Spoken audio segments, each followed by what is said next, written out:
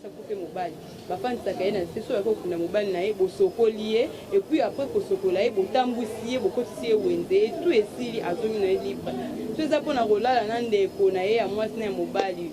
je sais pas non nayoka ngo te. C'est ma toute première fois non comment bon et ça dit vraiment bien été du beau ça tout bon ça. On a l'impression que beaucoup n'a pas beaucoup fait la peau que ça beaucoup fait bateau basunga bino ba momo li ba première dame bakoya et puis bakoya kosunga bino donc et ça vraiment bien été momo Olivier mon père a tindé biloko na boule que baza matanga wana et sunga bango pendant période ya matanga bali yango basina yo ngote pour famille ya dadi basala ba vivre frais basala ba chambre froide basala ba bilanga pondu je ne sais pas moi ça dans sens c'est bon que bon on a compte bloqué na ndadi atiki bana na e bozo mbongo boke no on a compte bloqué pour et servir bino na nini boke ne ko tongela dadi yango sika zali ndako pour sala nini.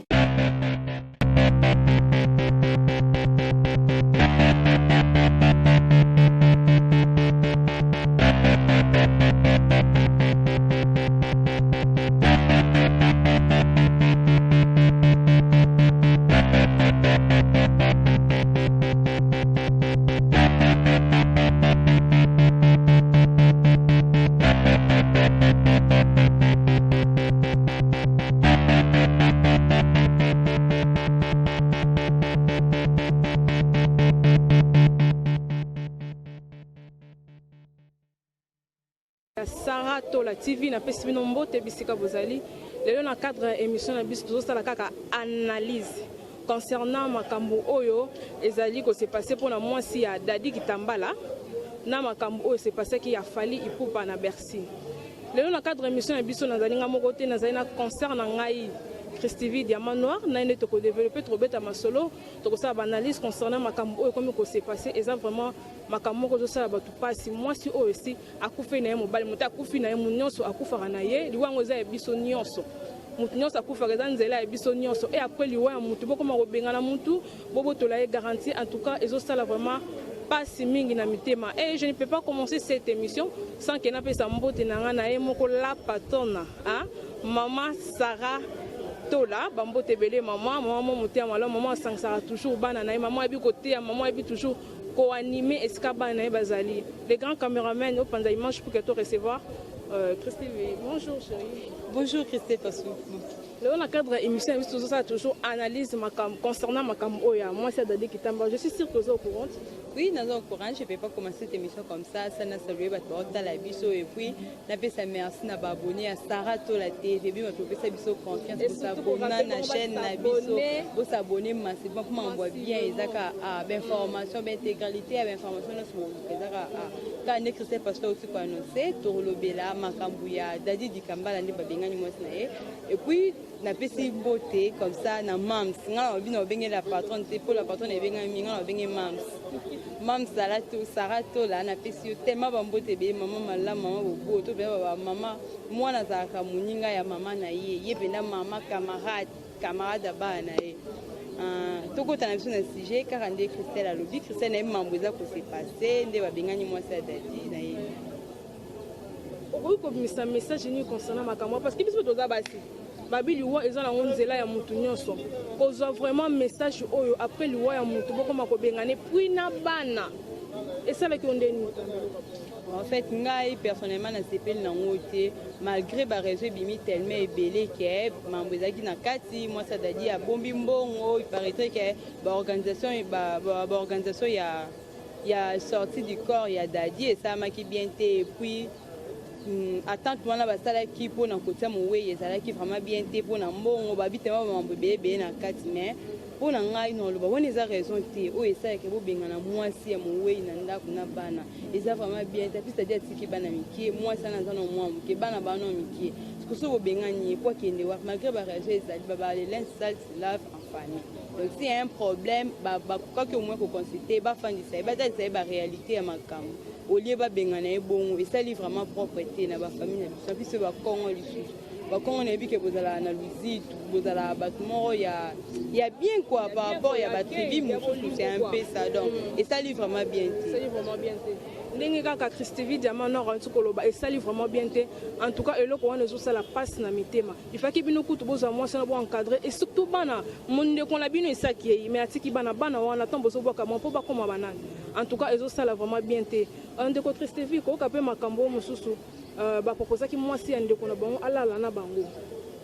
En fait, je ne sais pas, tous en a Congo, la place de faire dans tous entouré dans Congo. Ndenge to ki information na au total qui PK na ba chaîne na biso, ba lobby ba proposer ki moi si ya dadi alala na petit frère ya dadi na petite sœur ya dadi yeba tsayi na 4x4. Na 4x4 wana comme ça ba ndoto oye ya kolota ayebisa bango je ne sais pas moi so aloti ba ndoto ayebisa bango et après esalini. Bon je sais pas eza coutume na bango bon je sais pas bakongo bana bandenge na bango mais ngai pona ngai c'est pour la toute première fois que nous comme bon nous a kufi bala lycée na kati biso za bandeko bakufela basi bakufela mibali za la ati ngai bika ba bimisa mbetu bo bimisa loko oyo bandeko sengisa bino mbali bo bandeko partager ensemble ya ngonde ba bimisaka et puis beaucoup de biloko ya sika donc oyo ko sala te ke ozala toujours en relation na mutu au tout kufa mais akola lycée sika moko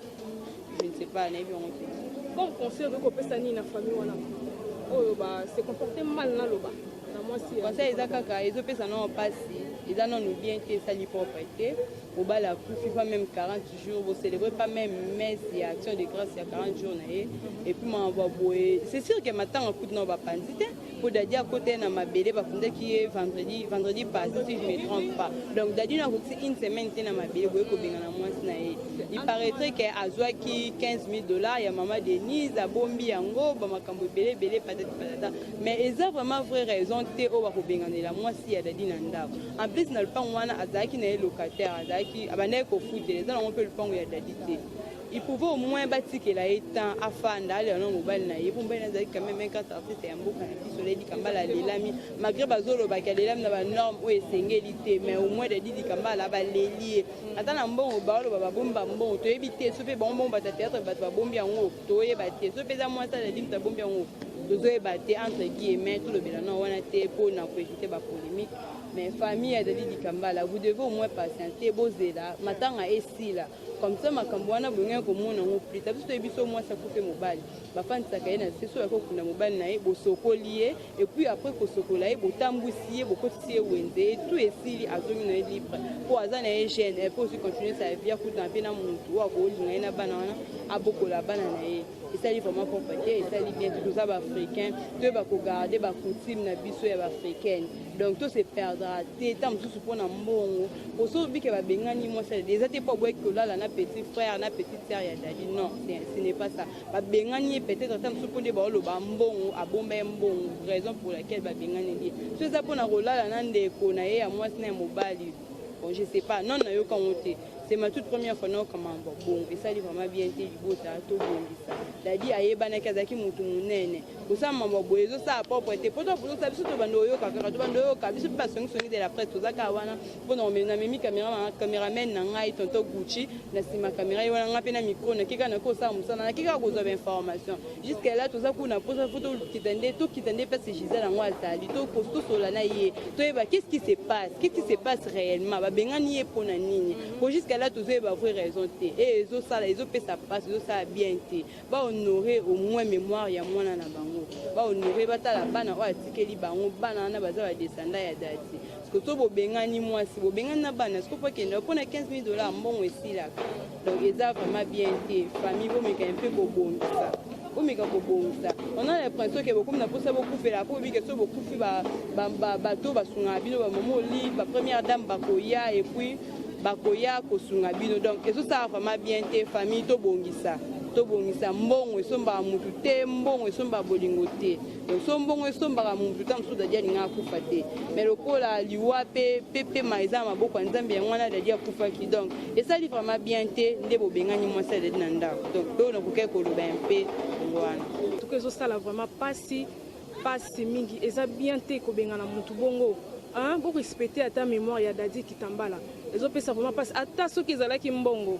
esila nango akoki mpe kosala yango esili nango na biloko bapesaki ndeko Christivi nalingi oloba na likambo oyo koyoka biloko oyo mama Olive ayaki nango ayaki na bantaba biloko mike mike et surtout baji depuis ndeko Dadi Kitambala kufi bana quartier bande kolala libanda na baninga de batike komona ta ji ya plastique te koyoka makambo wana baloba ono mbongo wana basi batengo na compte bloqué biloko bapeso na vivre frère ona nini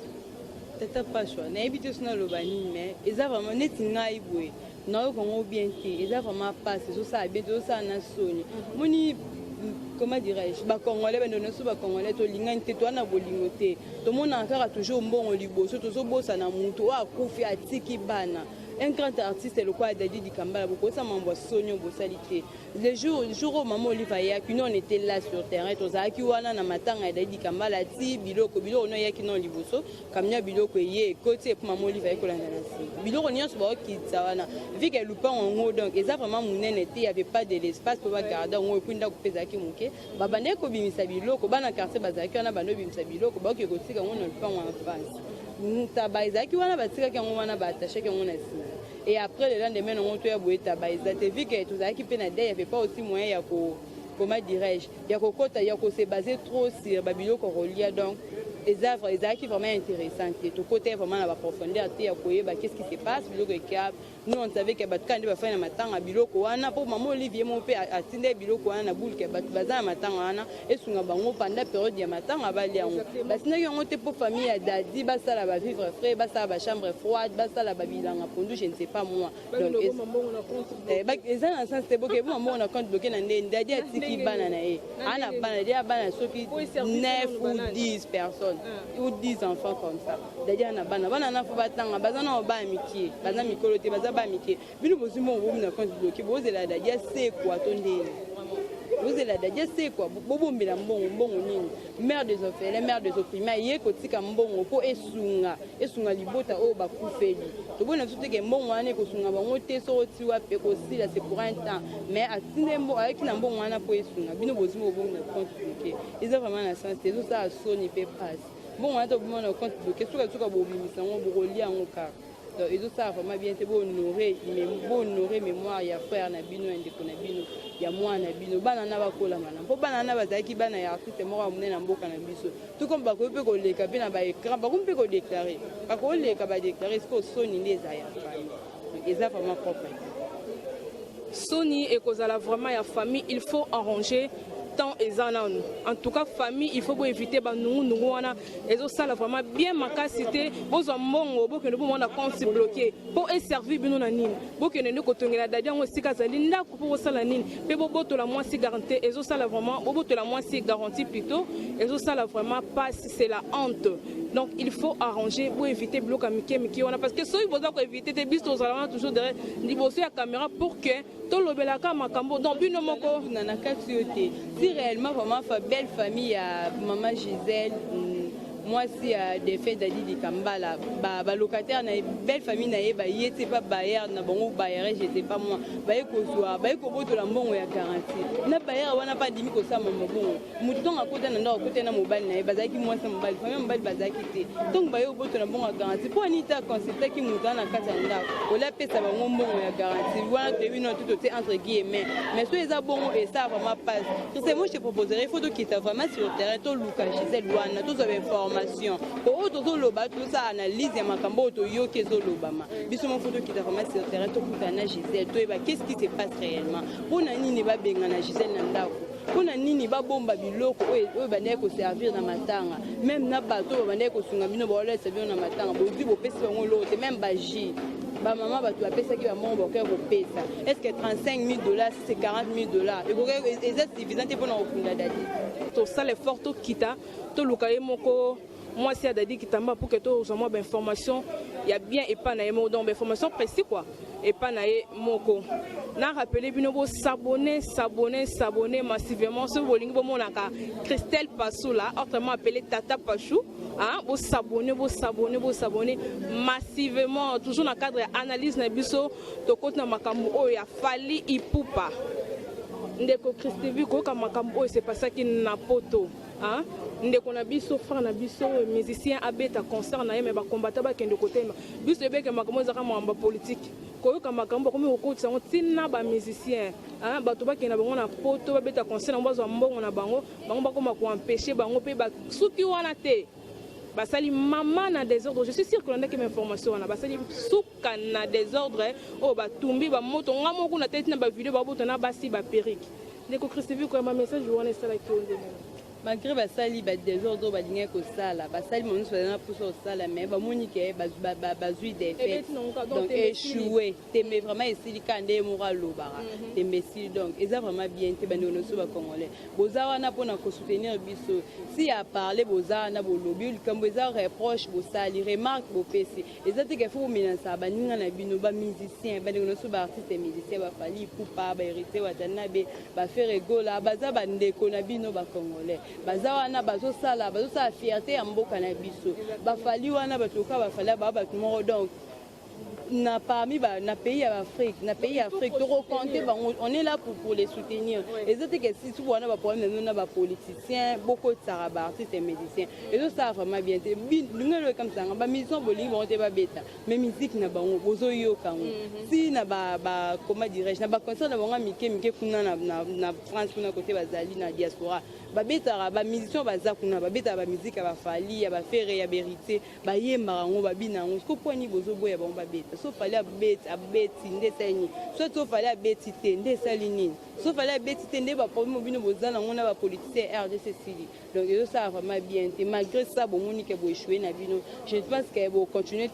donc quand il fallait pour liberté donc la voie est libre maintenant, on est sûr que les ministères sont bazar na ba robeta et puis ko sala bien. Mais nous sommes diaspora bo sala o esengeli ko sala. Bo za ka te wana pona ko pénaliser baza benemi na biloté, basa bino loroté. C'est pas eux qui dirigent les pays, ba doit diriger ba pays bazali. So bo za ba problème na bino na ba diriger les pays, bo s'adresser na bango directement. Les musiciens n'ont rien à voir na makambu ya politique. Donc c'est un peu ça bo sunga ba nono so ba musiciens. Biso toza na pona ko promouvoir culture ya mboka na biso. Ndemo bena vous devez faire pareil. Donc, botika ko menacer bande ko biso ba musicien. Malgré ça, l'accès sur Casa de King. Donc, à BT, les cas qui bien à Talaki, malgré mais concert les cas torcos. Qui coulent na bozo sala wana. Ils ont mis la bino pe implicité. Bino bato bozo la bozo komi l'accès qui bozo na moyambo quand mais tout le monde ataba don bozo sala te bozo soutenir le côté ka ko menacer bato na mboka libanda. Bolinga mboka ka bien bozo manifester le côté en tout cas ngana za contre makambo wana bozo qui il faut aussi vraiment effort makamwana et c'est là pendant un coup de l'état vraiment bengana banka pour les gens qui coulent na ils coulent na poto c'est la honte en tout cas il faut changer parce que malgré un concert bétain en cas donc tembe et si dans botika ba distraction wana ils ont mis la pe implicité na cadre ya émission na biso to comme na biso na suka et na ko clôturer émission te ça qui na pesa mbote na ngai na ma famille Lufanga et famille Pasula et pourquoi pas à toi mon beau-frère Milor Basilwanga depuis Soudaf et à mon beau-frère Prince Kamba Motema Ingénieur Lufanga et pourquoi pas à toi Déborah Masolokele depuis Soudaf et à ma grande sœur chérie Michael depuis Paris et à toi ma petite sœur chérie Ornella Mams depuis Paris na biso bambote et si vous allez Christophe au saluement quelques personnes peut mot de la fin oui Christelle Pasula na ngaba bengi tata passion na pété bambote belé tellement je vois bon Mams ngabe no bengi Mams na biso bambote belé Sarato là on est toujours là on fait du boulot donc tout ça na pour ça musala je vois là les caméramans nous la taille S au bala mukie na biso bambote belé toto Gucci na biso bambote belé. Bon famille je vois là Christopher Tungwa, américain noir depuis États-Unis, na peso bambo tebele. Na moni bongo Steven Kassenda depuis Sénégal, na peso bambo tebele. Ma maman chérie, maman Marie Vangou depuis France. Paris, précisément à Paris, maman Marie, na peso bambo tebele. J'espère que yo parmi ba combattants yo za te po za mpe kimia. Donc na peso bambo tebele base mumba maman Marie na peso bambo te bo s'abonner massivement. On est là pour faire du boulot. So ebo mona Christelle Pasula, Tata Pachou. So mona Christelle Loutadi la diamant noir. Donc exclusivité ka bo s'abonner massivement. Merci. Bo s'abonner massivement. S'abonner massivement sur Sarato la TV sur le niveau de l'Arabiso, Christophe Diamant, Christelle Passoula. En tout cas, vous s'abonner vraiment pour vous jamais d'ici, pour vous avoir information à bien, actualité à la ligne, pour vous avoir toujours informer bino na pesi mbote na ngana Ernest depuis États-Unis et à ma cousine chérie Fallon Panta depuis États-Unis na pesi ba mbote et na pesi mbote na ngai na Ibongo qui depuis Paris ba mbote belé na pourquoi pas à toi les grands caméramens hein mobala taille mobala mundu mobala taille S hein tonton Goussi na pesi ba mbote belé c'est pour la image au soin boy propre et pourquoi pas à toi hein la patronne maman Sarah ba peso mbote belé siko ozali bo s'abonner